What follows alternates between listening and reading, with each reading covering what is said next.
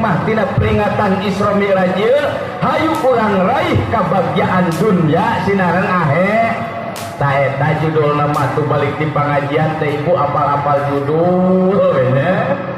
Pas ditanya teh ngabahas naon cenah eta ajengan dah gitu we ajengan menitah bener cara salah. Atuh balik teh bu apal-apal judul tina ngaji teh. Ku ngalangkungan peringatan Isra Mi'raj hayu urang raih kabagyaan dunya sinaran ahe. Sabab kahayang jelema rek aki-aki nini budak norah parawan tekat tutrana, tukang dagang, tukang bawang, tukang tani, tukang meri, tukang huit nalika ditanya kahayangna eta sarua. Allahumma sholli wa sallim wa barik alaihi. Assalamualaikum warahmatullahi wabarakatuh. Bismillahirrahmanirrahim. Bismillah, alhamdulillah, wassalatu wassalamu ala rasulillah wa ala alihi wa sahbihi wa mawala.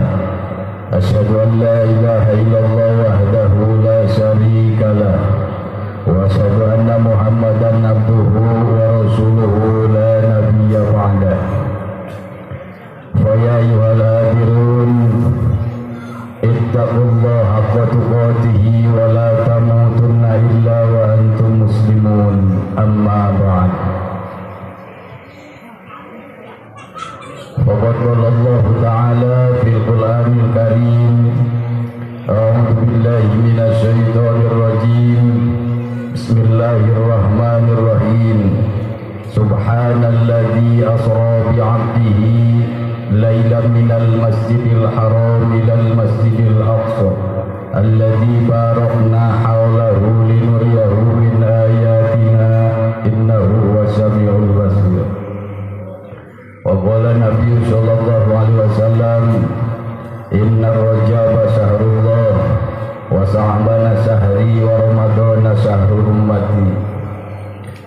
Hadratul Mukarram pengatur waktu penjajah acara nukusin buri dihormat para masyaihil kiram, para alimil ulama, para juama, para kiai, para asatid wa asabidah alladzi lam yudkar ismuhum litandiman wa tasdiban bi ilmihim. Sok sanaos kerisebatan hijina nanging pengirangan rasa hormat simkuring kanggo marantena. Wabil khusus kersana kasepuhan selaku sesepuh di ieu masjid nu sami ku simkuring dipihormat. Aparatur pemerintahan dari atasan sampai bawahan, militer maupun sipil, wabil khusus kersana sohibul wilayah, Bapak Lurah beserta reng-rengan, Bapak Kadus, Bapak RW, Bapak RT, Bapak Hansip, Nusami kusimpuring kehormat, oge teh hilap kakersana Bapak Babinsa selaku pelopor dina acara kegiatan ieu Nusami kusimpuring kehormat. Tokoh terkemuka, tokoh masyarakat, tokoh pemuda, tokoh pemudi nu tanpa hadir dina ieu tempat Nusami kusimpuring kehormat. Bapak-bapak, ibu-ibu, aki-aki, nini-nini, parawan, tekatutrana, ayarana aya, kade kahareup rananya, cincang koek, jamu air paling lebat, cicing dinu koek, susu air pada nyaba, kahareup rana. Tawis bakti ayu urang sanggakeun ka Allah nu Maha Suci. Ari Allah teh nu nganci tanpa kawin, nu modal tanpa asal, nu aya bari ngayakeun sarta nu langgeng ayana. Tanda syukur hayu urang sanggakeun ka Allah anu Maha Ghafur, anu mana atas tahsis nareng taksir takdir iradatna Allah Subhanahu wa taala. Urang sadayana tiasa patepung laung paamprok jonghok, hempak merbayaksa dina raga ngalaksanakeun hiji kewajiban ti Allah. Mudah-mudahan wasilahna kumpul ngariung bongkok ngaronyok ieu masih ngejantenkeun wasilah turun magfirah oge rahmat ya Allah subhanahu wa ta'ala. Amin ya Allah ya rabbal alamin. Sholawat sinareng salam langkung utami hayu urang sanggakeun ka junjunan urang sadayana baginda alam Nabi besar Muhammad sallallahu alaihi wasallam ugi ka para kerabatna, para sahabatna, para tabi'in tabi'at. Mudah-mudahan urang sadayana termasuk umat mantena kenging syafaat yaumil jajah. Amin ya Allah ya rabbal alamin.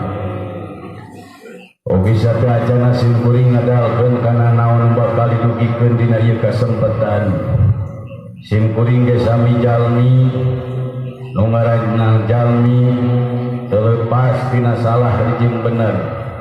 Salah salilahna setan ngaranna, bener salilahna malaikat ngaranna. Dumasar kana eta bahasa bau pilih teh mah aya cariosan matak ngabelentur kana tuwur, ngabelentrang kana tarang, nu sare kagere, nu emo kacabok, nu nagog kasogok, nu ditepas ka kupas. Apunten anu kasuhun kumaha kinten abadi ngapunten. Insyaallah timpal waler moal kantos disuhunkeun deui. Cek paripos mah celak putih celak herang caang bulan 14. Jalan raya sasapuan dina pada moal aya gantar kekaitan naon kedepe kiamah. Hadirin kaum muslimin wal muslimat rahimakumullah. Alhamdulillah tingawitan kaping hiji dugi ka ayeuna kaping sabaraha 17 teh sasih Rajab cek bahasa urang. Dina ieu sasih teh hiji kajadian anu sangat dahsyat pikeun umat Islam nu ngaku dirina umat Islam, di mana kedatangan ku bulan Rajab pasti sok ngarayakeun Rajaban. Itikad ahli sunnah wal jamaah nu ngaku dirina umat Islam pasti ngayakeun Rajaban.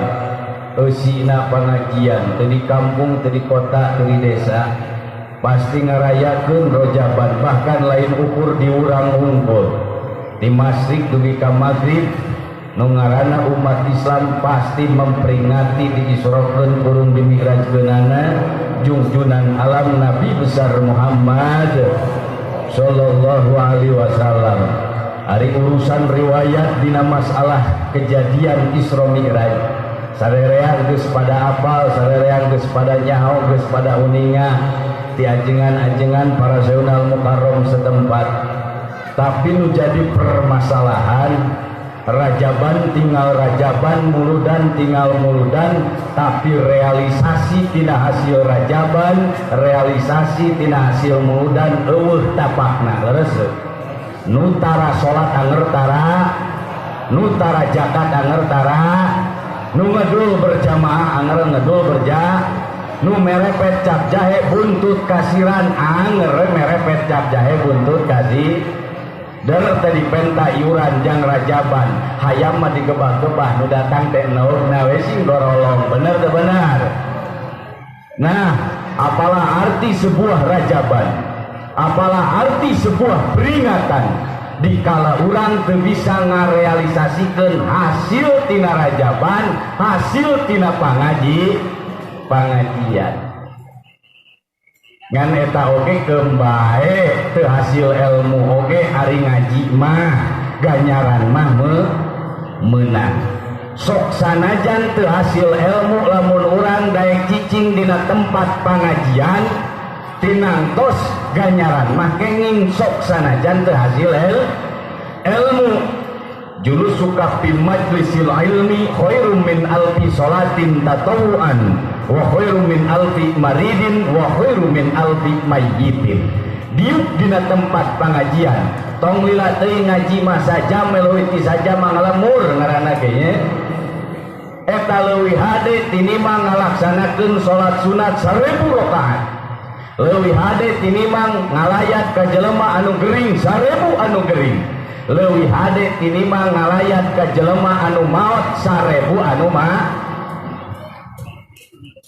Sanajan teu hasil ilmu ganyaran mah kenging sok bapak ayeuna sadayana urang boga sirah anu ieu geus ganti sirah teh can geus meunang salat sunat 1000 rakaat boro-boro anu aya ge biri-biri lain ini tengah peuting hudang jemplang jempling batur teh rajin ge ini ka WC kan saukur hayang pipis wungkul balik teh ti WC bobo deui pantibra komo daek ngalaksanakeun salat sunat 1000 rakaat boro-boro nu aya biri-biri nu aya oge paranas tiris tapi nalika cicing dina tempat ilmu ganyaranana leuwih hade tinimbang ngalaksanakeun salat sunat 1000 rakaat nu mata ogah ngaji mah beres digeroan teh ku ajengan ayeuna bagian ngaminggu ayeuna bagian mingonan ayeuna bagian pangaosan nepi ka sing kuliah sarerea beres dan teh asup ka tempat pengajian nu teu cangkeul jadi cang nu teu adel jadi ad kakarek ke 2 menit cerek deui akur eta teh akur nepi ka pinuh masjid teh kunaon lajeun pinuh lain ku jelema ku haseuk ka ruang didangger mah ngebok we ngabako ka karek rada cenghar sakitu ge alhamdulillah daripada teu ngajangkor ka mas heuh kasar nah eta komo ieu mah nepi ka hirup jiga onta Mekah ari imah gigireun masjid saumur-umur tara pernah ka masjid lir ibarat onta nu sok babarengan jeung Kangjeng Nabi ya bring ka ditu bring ka dieu nepi ka pas nalika Kangjeng Nabi asup ka Masjidil Haram onta sok asup tara di luar eta wae bener aya di dieu onta Mekah aya maka tina Isra Mi'raj realisasikeun hasil tina peringatan teh ya tina hasil peringatan teh dawagah atuh ngaji mah komo nalika keur usum hujan kebenaran di dieu halodo alhamdulillah bawa pinza halodo di dieu mah nalika datang hujan nu ngeunah lain ngadengekeun pengajian hoyah kiwari tapi ngaringkuk di imah disimut ku simut anu ramuan mah pantibra leres da aduh atuh da kumaha wegahna ka bina-bina nalika diajak ngaji mah matak ganyaranana badan yuk orang ngaji mudah-mudahan aya manfaat khusus ke diri pribadi umum kasadayana keun urusan sejarah Isra Mi'raj mah geus pada uninga sadayana urang hasil we canak hasilna hikmah tina peringatan Isra Mi'raj hayu urang raih kabagyaan dunya sinaran ahe ta eta judulna mah tu balik di pangajian teh ibu apal-apal judul we pas ditanya teh ngabahas naon cenah eta ajengan dah gitu we ajengan menita bener nyara salah atuh balik teh bu apal-apal judul we tina ngaji teh ku ngalangkungan peringatan Isra Mi'raj hayu urang raih kabagyaan dunya sinaran ahe sabab kahayang jelema rek aki-aki ini budak norah parawan tekat putrana tukang dagang tukang bawang tukang tani tukang meri tukang hui nalika ditanya kahayangna eta sarua beres teh rek kolot rek budak rek aki-aki rek nini nalika ditanya kahayang mah sararea ge sarua hirup urip nu diharap punjul-punjul nu disusul hayang beungarulah batur ari asa kasep lamun lalaki ari asa geulis lamun awewe ari mung paeh sarerea bener tapi kenyataanna lain hirup anu hurip lain punjul anu punjul lain beunghar nu karanapan ibu da karasa ku ibu boge bro dijuru bro dipantok ngalayah di tengah imah teh lain ku hangakaneun tapi ku seusehan da gendul anu seusehan tajal ti unggal lawang daratang ti unggal janela lain pilejekieun tapi nu naragi hut da bongan nyeum wae ka Bang Emok ya isuk nu nagih Tupperware jam 10 gamis jam 12 tiung nepi ka lieur pan salah kitu mayaran hutang ari pagawean eta naon duit nepi ka disempel-sempel ya nepi ka pangih pan ku pamajikan teh udah salah niat pan baheula na kawin kawe teh hayang nu bisa neangan duit atuh salah pas pruk teh kawin teu kaok neuneun duit kapangi we ku pamajikan disempelkeun eta dina sirah oge dina kopeah kapangi tunahanapeun kita be kapangi eta duit janguseup 50.000 aya di dieu kapangi ku pamajik teu bayar janguseup meuring dibikeun ke pamajikan. Ya, jadi orang mah kadangkala daratang tunga lawang, torojoh tunga janela, lain pilcekieun tapi nu naragi hutang tah, kungalangkungan peringatan Isra Mi'raj ieu, hayu urang raih kabagyaan dunya sinareng akhirat.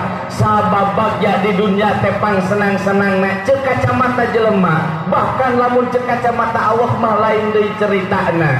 Sok sanajan bagya ceuk manusia. Ari pandangan jelema manu bagya di dunia teh bro di juru bro di pantok ngelayah di tengah imah leres si jabring aya di pipir si jamrong aya di kolong me roai di kebon roai mah nete gedong nincak si grong leres lobak ribuk loba lauk sawah lebak teu kalebok ceuk bahasa kolot. Nah ceuk kacamata jelema bagya eta jelema tapi belum tentu ceuk kacamata Allah Subhanahu wa ta'ala nepi ka dibeda-beda pan di dunya mah mana anu beunghar mana anu miskin nalika anu miskin ngariung dina riungan kerapat di desa cekuk we hitut pan beak anu miskin mah dicarekan leureut jangkar kehet sia dasar teu nyakola modal di mana karep ari kanu miskin tuh kumaha lamun nariungan teh aya nu hitut haji bari jeung beunghar pan beda bahasana sae Pak Haji daripada ditahan-tahan eta janten panyawat ari kanu beunghar padahal manusia di hadapan Allah eueuh nu sampurna kabeh oge iwaki rokok nu sampurna mah bener sok rek pajabat rek kolomrat rek kiai rek santri rek pajabat rek kolomrat rek tukang busiat nanaonan di hadapan Allah mah sabab nu mulia di hadapan Allah terkecuali jalma anu takwa ka Allah Subhanahu wa ta'ala inna akramakum indallahi atqakum tuh kartos itu kartos nyapiraku teh ka harti. Jadi pala bahdieu jelas ibu bapak sadayana bagya ceuk kacamata jelema mah loba limuk loba lauk loba harta bahaya beunghar cenah katempona ge nepi ka pantona ge pan beda hari nu beunghar mah ditutupkeun teh gablek gitu kumaha hari nu miskin mah nalika dibuka teh pan panto teh malarat cenah nu miskin tapi sok sanajan lobak limuk loba lauk sawah lebak teu kalebok netek gedong mincak sigrong lamun teu dibarengan jeung ridho Allah teu dibarengan jeung ibadah ka Allah tinangtos teu aya kabagyaan eta jelema sanajan di dunya keneh oge bakal ripuh nguruskeun urusan dunyana balik ka akhirat akhirna eta dunya nu diurus di alam dunya lain ngajadikeun rahmat lain ngajadikeun pitulung tapi ngajadikeun laknat pikeun eta jelema ngan sabalikna sok sanajan ceuk kacamata jelema ye hirup di alam dunya teh nete semplek nincak semplak imu imah oge nepi ka bibilintik pinuh ku bilik tapi anger lamun dibarengan jeung ibadah maka Allah anger we sing cikikik anakan leuy bener teu geunah eta teh karasana. Tapi lamun urang teu ibadah ka Allah ibu bapak sadayana jelas nu diberi teh karidoan Allah Subhanahu wa ta'ala. Jadi bagya di dieu atuh bapak ibu sadayana lain bagya ceuk kacamata jelema tapi urang supaya bagya ceuk kacamata Allah bahkan anu diharap mah kabagyaan teh ceuk jelema oge urang teh bagya katingalina teh senang bahkan ceuk Allah oge urang teh dibere kasenangan ku Allah Subhanahu wa ta'ala balik ta urang tiasa ibadah ka Allah balik ta urang tiasa tasakur ka Allah Subhanahu wa ta'ala bisa syukuran ka Allah Subhanahu wa ta'ala. Numatak pancicing di dunia kelir ibarat mumarah nganyang ka batur nyembah ka batur sabab cicingna di dunia teh dina dunyana Allah subhanahu wa ta'ala. Berarti nalika urang nyemah ka imah batur tinantos ibu bapak sadayana urang teh kudu sesuai jeung kahayang anu boga imah, kudu aya ridho nu boga imah. Leres coba lamun urang cicing nganyang ka imah batur tuluy calagak cologok teu pararuguh tina antos bakal carekeun, bakal kebugeun cek bahasa kasarna nya. Sabab tetep jelema teh lamun aya dina ridho Allah mah bakal betah, bakal senang. Ngan sabalikna lamun eueuh ridho Allah moal senang, moal betah hirup di alam dunya di nararaga keur perjuangan menuju ke akhirat. Contoh karaka arti jelema teh aya nu betah nu senang katingalina di alam dunya sabab aya ridho Gusti Allah. Aya oge katingalina teh teu senang sabab teu aya ridho Gusti Allah. Lir ibarat jelema nu cicing di lapas di penjara. Di penjara di lapas aya anu senang cicingna, aya oge anu teu senang.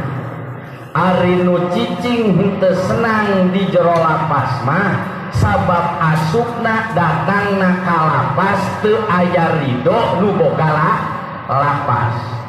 Oh meureun we da diasupkeun teh peuting kamari jemplang-jemping luncat tina janela batur masalan kabeneran imah teh imah rana katewa ku hansip suh deui ka lapas.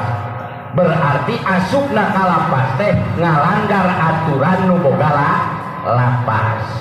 Dar teh maling pinter jelema teh nepi ka bisa nyokel janela batur, maling motor batur katewa sup deui ka dinya. Asupna cicingna teu aya ridho nu boga lapas, nepi ka mewek leweh hayang kaluar di jero lapas sabab teu aya ridho nu boga lapas penjara teh.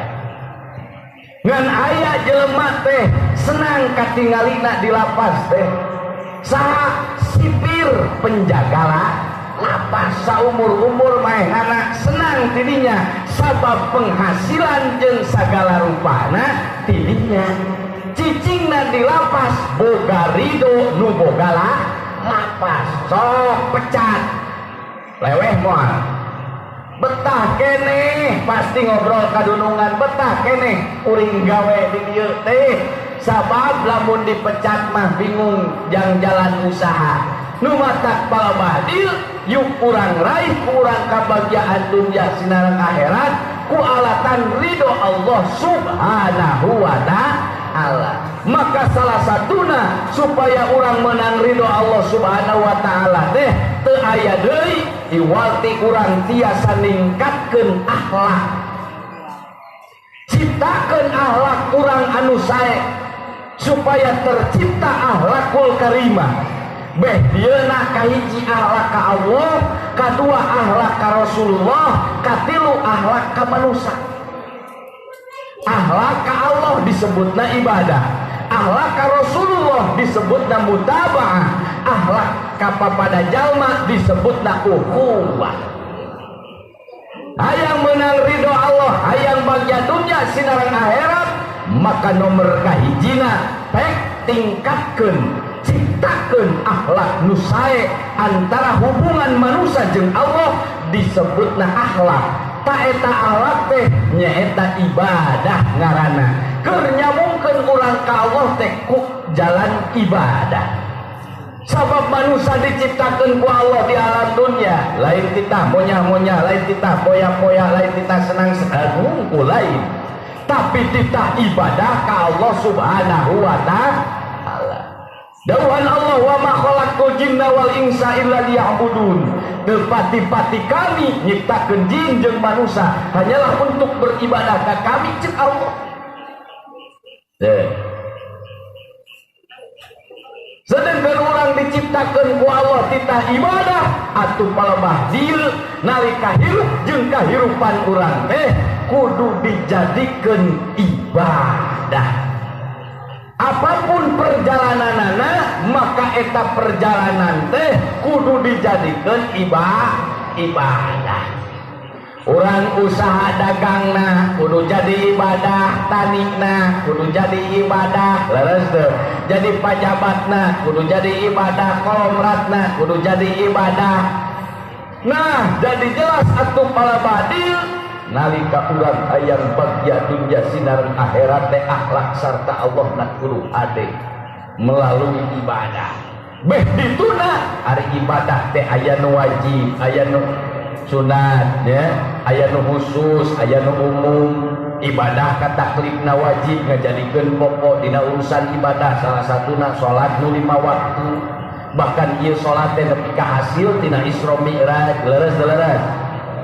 Da ieu salat nu 5 waktu teh kade keur kumaha wae urang di mana wae urang ulah nepi ka ditinggalkeun ieu urusan salat anu 5 waktu nu sifatna wajib. Sabab nalika urang ibadah nu sifatna wajib bedieuna nyaeta salat nu 5 waktu ieu teh ngajadikeun pokok dina sakabeh ibadah. Ari nu sejen mangan saukur polana, nu sejen mangan saukur ngikuti, nu sifatna sunat mah nuturkeun kana wajib. Rek naon urang hade jeung tatangga, rek naon urang daek sodako, nalika teu daek ngalaksanakeun salat nu 5 waktu maka moal kapanggih ladang sodako urang, moal kapanggih ladang hade urang jeung tatangga teh. Sabab nu sifatna sunat ngait kana wajib. Salat nu 5 waktu teh ngajadikeun bahanna dina urusan ibadah. Ya, ari nu sunatna mangan saukur polana. Lir ibarat tukang ngajahit, tukang nyieun baju, tukang nyieun calana, nalika juan jieun baju jeung calana, nalika aya bahan tinangtos bakal jadi. Ngan sabalikna sok sanajan polana hebat, polana gaya, tapi eueuh bahan saumur-umur moal jadi. Sabab ieu salat nu 5 waktu jang nitipkeun amal-amal nu sejenna. Nalika urang daek sodako, daek hade jeung tatangga, nalika teu salat nu 5 waktu moal kapanggih ladang sodako, moal kapanggih ladang hade jeung tatangga. Sabab nu katitipanana eueuh. Salat 5 waktu teh jang nitipkeun amal anu sejen. Masalah ngarah ka arti si ibu di dieu boga duit 5 juta aya bi imas di dieu aya bi imas. Bimas teh boga duit 5 juta, ya duit 5 juta teh pamere tinu jadi salaki, kebenaran salaki ayeuna teh usahana teh maju dan di kota. Da usahana dina kereta api maju nya. Balik di kota, ya salaki mere duit 5 juta, ku bunga-bungahna duit 5 juta, rek dibalanyakeun ka pasar. Ka mana di dieu ka pasar teh? Di Cimangu nya aya nya namanya. Nah, biasa 5.000 perak, 500.000 duit 5 juta, pan ibu nepi ka ladagini sagala diterapkeun nya. Rek ini teh nepi ka halisna di hideungan, bibirna di beureman, pipi di bodasan, leuh sagala ditamplokeun. Kaluar teh ti imah nepi ka simbarakata, hayam teh marukana careuh bulan. Ayo dipake lekmong ya, gaya. Adi bulu kelek teu dicabutan, diilik-ilik sugan teh, ngelek hayam hideung, soreng bulu kelek teu dicabutan. Bunga, punten Bimas ieu masalah contoh ieu mah nya Bimas. Tah pas rek ini ka pasar boga duit 5 juta, dibelek kudu jadi salaki. Kabeneran teu ka ini ka pasar da budak leweh hayang milu. Nalika ibu-ibu rek ka pasar budak hayang milu, sok wegah mamawa budak. Rion bahasana, leres teu Bu? Nah, jol we kebenaran aya tatangana, tatangga bi imas teh nyaeta bi mamas, cek bi mamas teh bi imas, lain ereka pasar muhun. Kumaha kitu? Heuh, ieu teh bingung rek ini barang da bingung, ieu teh budak leweh, nitip we ieu duit teh 5 juta. Tah, duit bi imas dititipkeun ka bi mamas, bi imas can berangkat. Ulah terkontaminasi ku urusan dongengna tapi hikmah tina urusan dongeng. Duit bi imas dititipkeun ka bi mamas, bi mamas ini teh heula ka pasar, bi imas mah paneuri mepene heula budak. Ujang emak lain rek ka pasar, tapi emak rek disuntik ka dokter. Osok gitu ibu.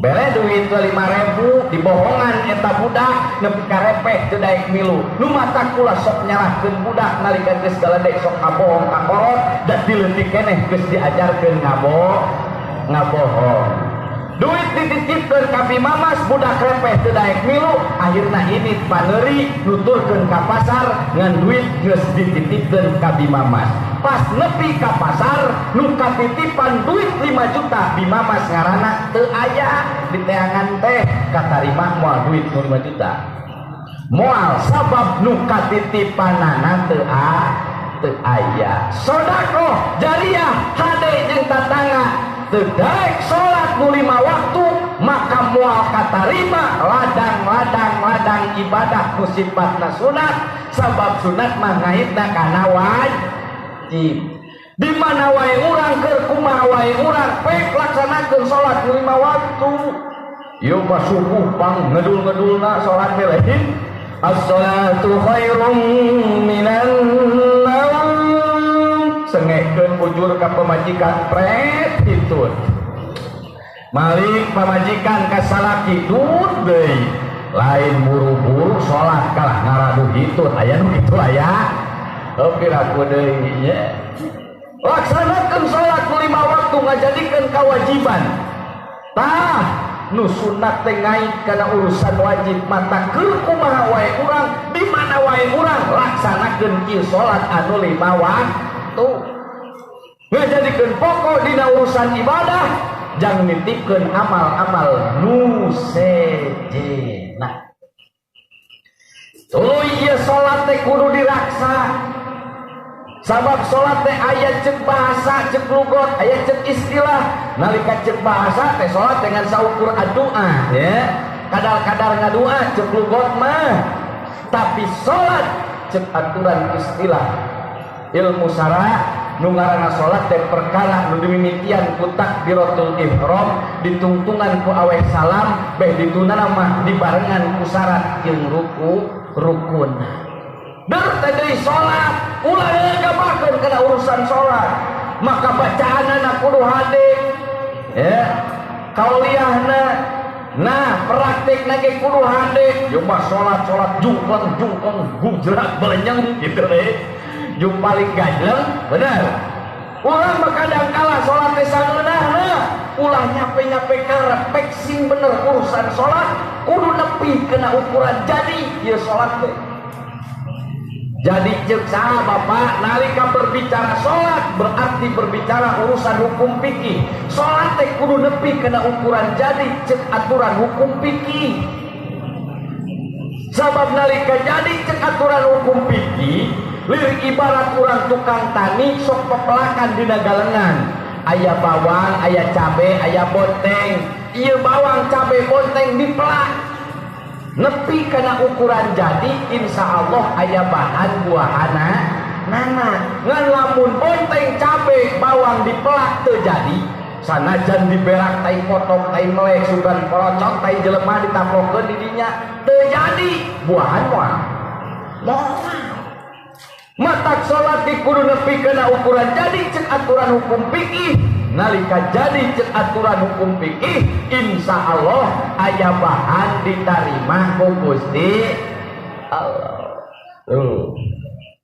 udah juli zomirat teh jual di sholat ieu mah sholat ke masjid dengan saukur saminggu sakali we poe jumaah aya jumaah liwat satahun sakali kewe pas lebaran aya lebaran liwat samodar sakali we deui ke masjid teh nalika maot teh digotong dibawa ke masjid padahal nu tara ka masjid metong dibawa ke masjid lah aku itu aya nu kitu aya kadek tina si rajaban KPG rek pajabat rek kolomrat KPG nalika maot mah dibawa ke masjid sugan tukang tani keur macul der teh maot disolatkeun dina galengan aya nu kitu pajabat der teh maot disolatkeun di kantor jarang anger dibawa ka masjid ieu mah imah deket masjid ari ka masjid pangedul-gedulna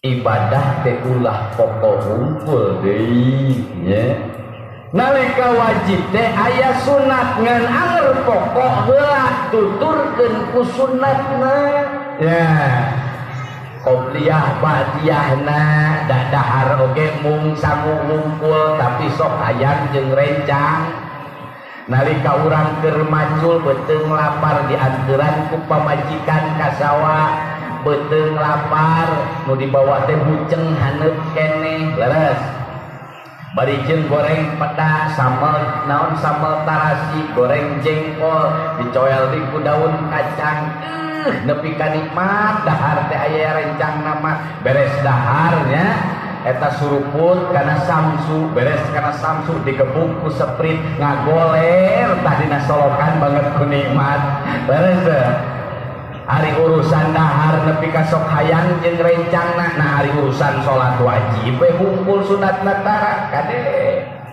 padahal segala sesuatuna umat Islam aya dina salat sok hayang beunghar aya dina salat laksanakeun salat duha sok duha sok nalika keur loba hutang lain geus lunas hutang mah poho deui we nya laksanakeun salat duha rek memeh atuh ka sawah teh duha heula pan ku duha mah doana ge ya Allah mun aya rezeki ti luhur turunkeun ya Allah dihandap kaluarkeun ya Allah nu jauh deketkeun ya Allah nu kotor bersihkeun ya Allah ini ka sawah dar teh macul belut barari ieu kalapa geus arasak teu kudu naekan barurat ti luhur ge nya da duha heula sabab ini ka sawah teu duha heula nepi ka sawah dar macul teh kalah paeh dipacokorai teu duha dar teh ini ka sawah daripada menang rezeki kalah katingang kalapa tuh nalika urang bingung boga masalah istikharah ngaranna kudu milih nu ieu apa nu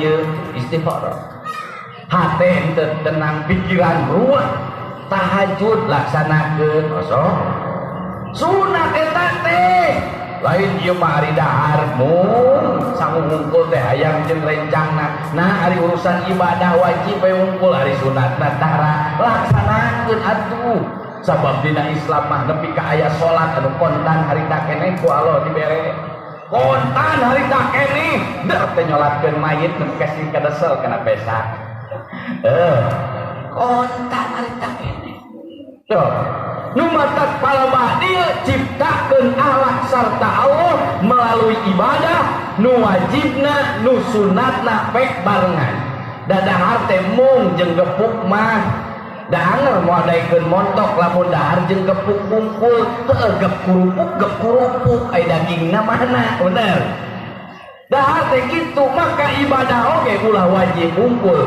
tapi barengan jeung sunatna ibadah ka Allah Subhanahu wa taala eta teh akhlak keur nyampungkeun manusia ka Allah sabab segala sesuatuna aya dina salat baik nu wajib ataupun nu sunatna kunaon make kudu aya sambungan urang ka Allah sabab Allah nagoib dalamun Allah nadohir mah aya kahayang teu kudu ngadoa leres teu lamun Allah nadohir maka aya kahayang teh teu kudu ngadoa tinggal ngingki gue sampeurkeun sabab Allah nadohir maka urang wajib kudu ngadoa melalui salat nu 5 waktu melalui salat nu sunatna bahkan doa nu sanesna ngajadikeun senjata pikeun jalma mukmin ieu doa teh ieu mah usaha hayang maju pengajuan tara nyarek di ACC kumaha sok sanajan aya anggaran jangka jalan jangka masjid jangka madrasah kalau itu nama jangka pesak jeung jangka kayak itu namanya ngan anger nu bakal menang eta anggaran teh nu ngajukeun proposal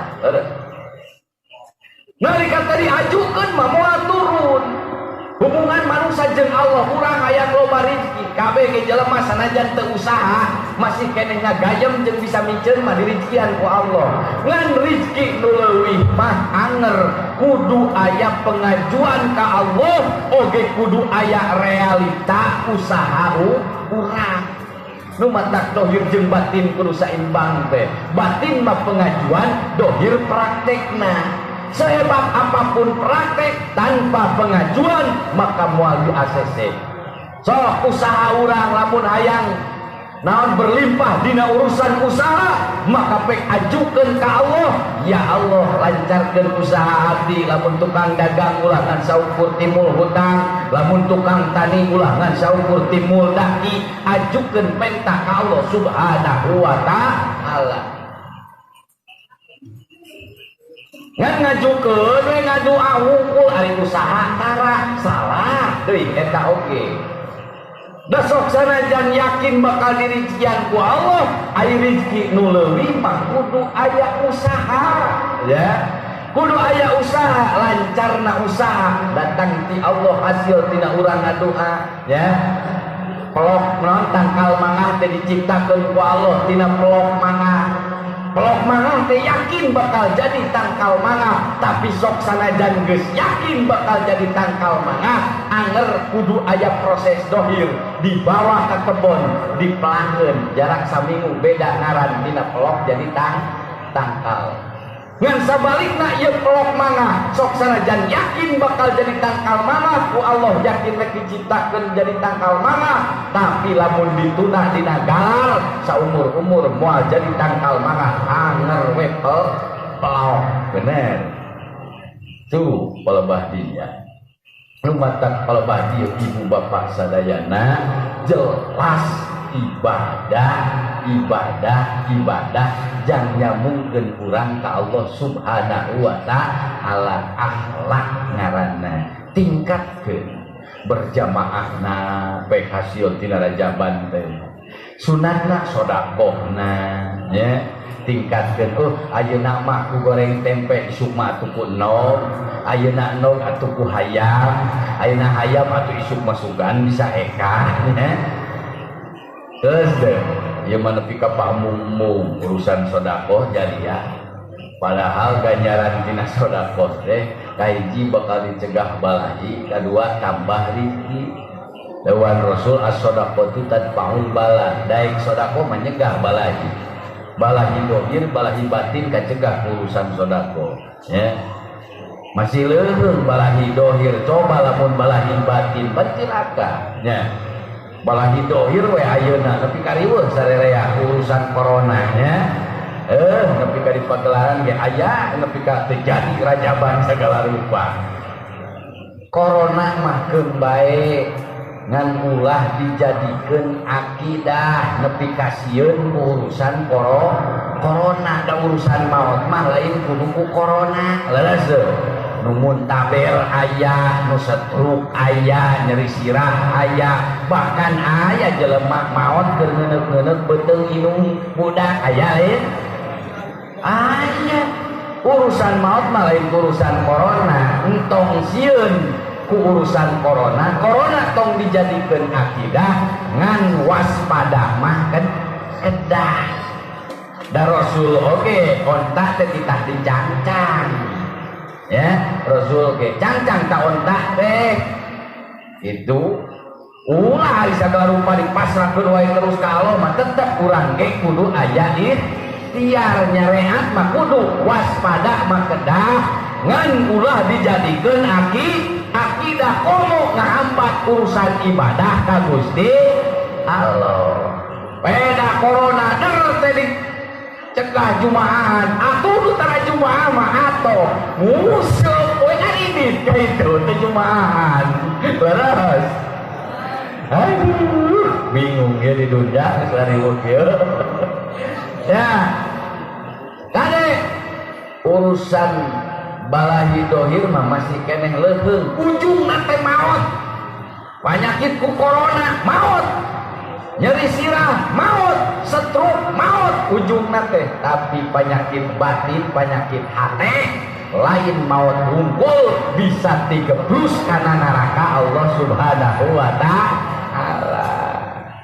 Kacegah balahi manja bil hasanati falahu asru hamzah liha. Mere hiji teh dilipat-lipat pombo dina sati hujab kieu mah. Nu kadua tingkatkeun akhlak sarta Rasul, mutabah mengikuti Rasulullah sallallahu alaihi wasallam segala sesuatu kehidupan orang di alam dunia maka orang kudu ngiblat ka Kangjeng Nabi tatanan kehidupan kudu sesuai jeung Kangjeng Rasul Kangjeng Nabi sebagai panutup ya ulah nepi ka ngaku deui Nabi rupa-rupa dinya kiwari kade ulah kabawa ku sakaba-kaba hirup kudu seperti laut nu aya di laut sok sanajan kanan kiri caina asin tapi si laut tetap tak tawar ulah hirup seperti bang balung kolecer salah kumaha angin ti kulon yang hareup ka kulon angin ti kidul yang hareup ka kidul angin ti wetan yang hareup ka wetan salah eta hirup teu boga pendirian teu boga keyakinan segeulkeun ari jelema anu iman bener-bener ka Allah maka kudu yakin ka Allah ieu keyakinan lain ukur dina bibir wungkul percaya ka Allah nah tapi dibarengan direalisasikeun jeung katakwaanana daek ngalaksanakeun parentah Allah daek ngajauhan larangan Allah subhanahu wa ta'ala maka itikad ahli sunnah wal jamaah Al-Quran dijadikan pedoman sunnah Rasul dijadikan tatanan kehidupan bahkan behdieuna ijma jeung kiasna dipigawe dina tatanan kehidupanana ya loba zaman kiwari benokna nepi ka badag sorbana nepi ka mapai tapi perilakuna sesuai jeung aturan Rasulullah sallallahu alaihi wasallam bahkan loba kejadian benokna mah badag sorbana badag Al-Qur'anna katalar hadisna katalar ternyata manehna lain Islam ngan saukur mempelajari ajaran-ajaran Islam jangan hancurkeun umat Islam sabab mereka hancurkan umat Islam ayeuna lain masjidna diduruk lain madrasahna diduruk lain seperti zaman di Poso babinsa pernah ka Poso lain ayeuna di Indonesia nu rek hancurkan umat Islam lain masjid jeung madrasahna diduruk tapi akidah-akidahna umat Islam dihancurkan keluar daripada Islam tersaeutik budaya datang ke barudak budaya barat hancur zaman ayeuna leres dar teh ayeuna budaya-budaya di luar negeri melalui media elektronik media cetak HP nyebar ke mana-mana lain ulah ngaguguk HP lain ulah mamawa HP tapi sing bisa ngamangpaatkeunana sesuai jeung aturan Rasulullah sallallahu alaihi wasallam nepi ka laporan ka ajengan sanggeusna sok ngaminggu ka paajengan suami abdi setiap rek bobok sok hurung dina mastakaana nya kumaha kitu sarekna nya mun sarete sok disimut pas ditinggali teh hurung si horeng hurung lain cahayaan pek teh keur WA-an jeung tatangga sabelah aya nu kitu aya kade iya kade asal tina HP kaitu nama jadi rupa-rupanya geus rupa-rupa penyakitna sok jadi paru-paru kaitu nate sesek napas jeung sajabana leres ngalengkah ge heureut geus paru-paru mah salengkah dua lengkah teh dihancurkan akidahna tapi kangon munding HP ayeuna mah da eta udah kumahanya ayeuna zaman meureun ayeuna buat geus ieu geus ripu rek ngising-ngising eta HP di bawah lain teu we selfie atuh rek moal eta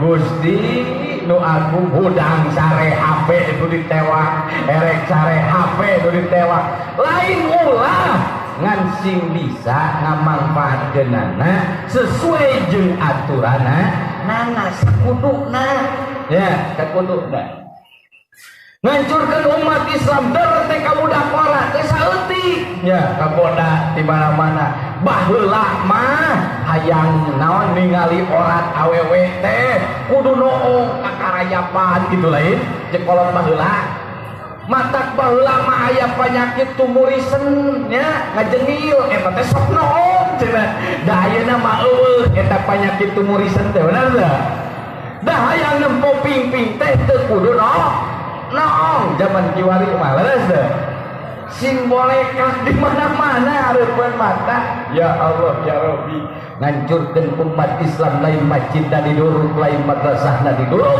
tapi akidahna dulu maka kade cekel deut ahli sunnah wal jamaah iktikad ahli sunnah wal jamaah ulah ngilu sakaba-kaba sabab loba pendeta-pendeta nu katalar Quran pendeta nu katalar hadis ternyata eta teh orang Kristen lain orang Islam rek ngancurkeun umat Islam batur mah mempelajari ilmu agama mempelajari ilmu hadis mempelajari ilmu lain jang diamalkan tapi jang debat kenen kade para bapak ibu sadayana maka ciptakeun mutaba'ahna ka Rasul akhlak sarta Rasulullah sallallahu alaihi wasallam nu katilu karah tereh dilatih keburu suku maka nu katiluna akhlak sarta manusia ukhuwah ngaranna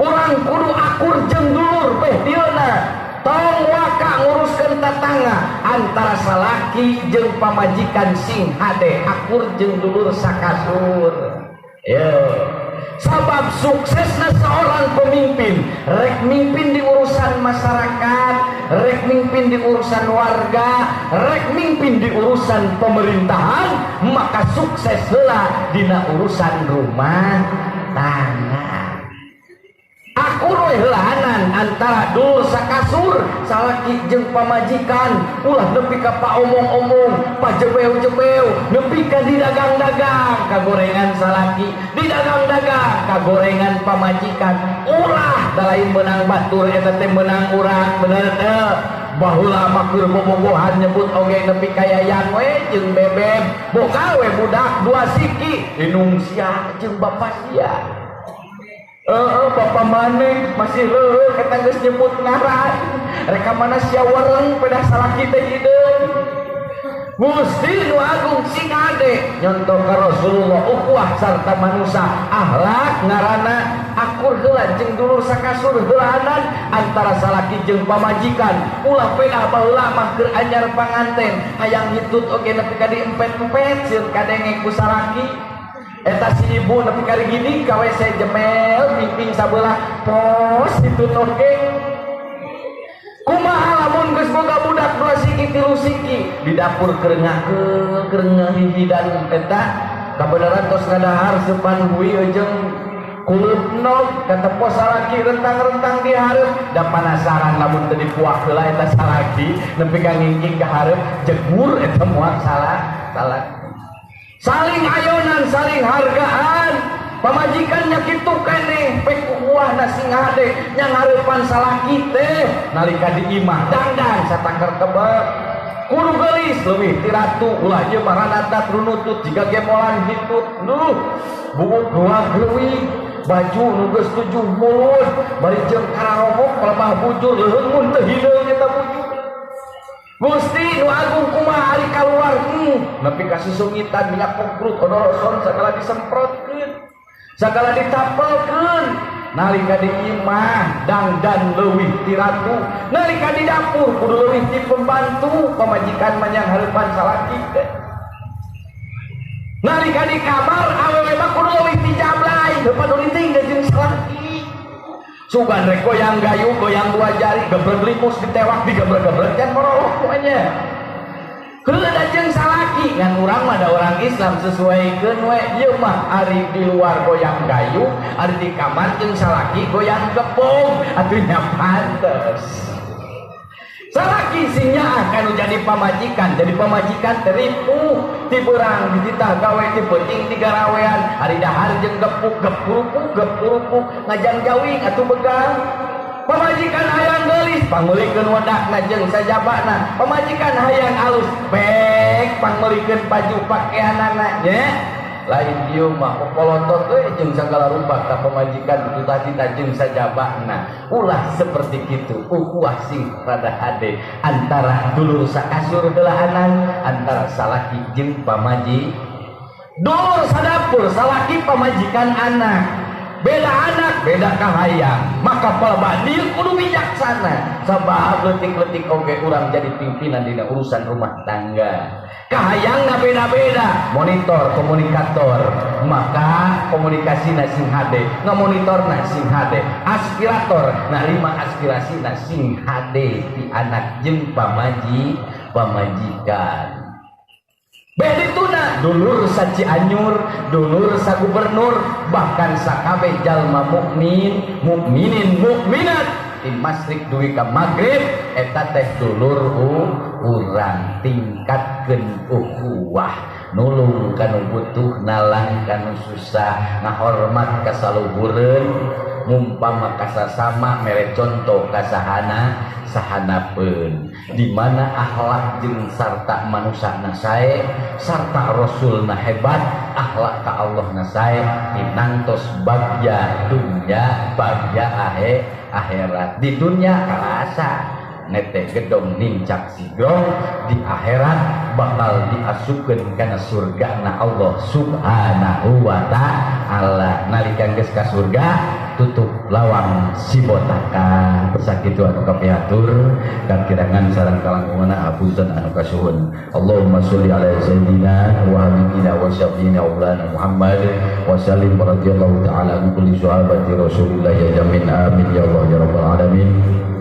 Alhamdulillahirabbil alamin hamdan syakirin hamdan na'imin hamdan yuafi ni'mahu wa yukafi majidah ya rabbana lakal hamdu kama yanbaghi li jalalika wa azimi sultanik.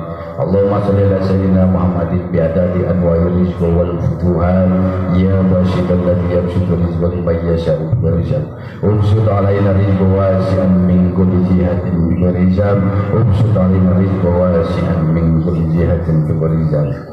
Rabbana hab lana min azwajina wa dhurriyyatina qurrata a'yunin waj'alna lil muttaqina imama.